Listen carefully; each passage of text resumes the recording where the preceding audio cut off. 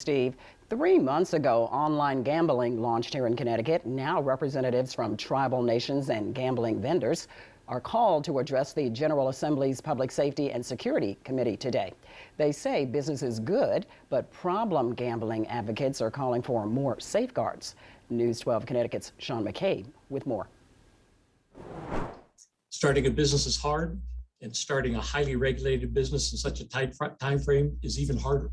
Connecticut Lottery Corporation and both major tribal casinos managing to do just that in 2021, and that means a $10 million windfall for the state. From the initial launch in October through the end of 2021, the Mashantucket Pequot Tribal Nation contributed $5.2 million to the state as a result of online gaming activity. Problem gambling advocates say more needs to be done to protect the vulnerable. Behind every one of those millions of dollars is a person and a family that may or may not be able to afford to lose that money. Protections for consumers include two-step authentication and a forced logout if you've been using a betting platform for more than 30 minutes. Connecticut legislature did go above and beyond, and not always to our agreement, but you did the right thing in a sense of making it very tight and focused on problem gaming. Members of the Council on Problem Gambling say vendors aren't paying their share to help advertise the problem gambling hotline.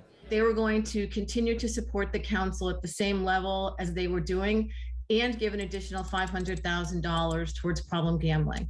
And that hasn't been what has happened. Casinos are required to give the number for the hotline on all billboard, TV, and radio ads. Calls jumped up 80% after the state legalized online gambling in October. I mean, there's a lot of in-kind contributions that are going on just from a marketing perspective, and clearly it's working because people are aware of the Connecticut Council on Problem Gaming, and they are seeing the uptick in calls. Sean McCabe, News 12, Connecticut.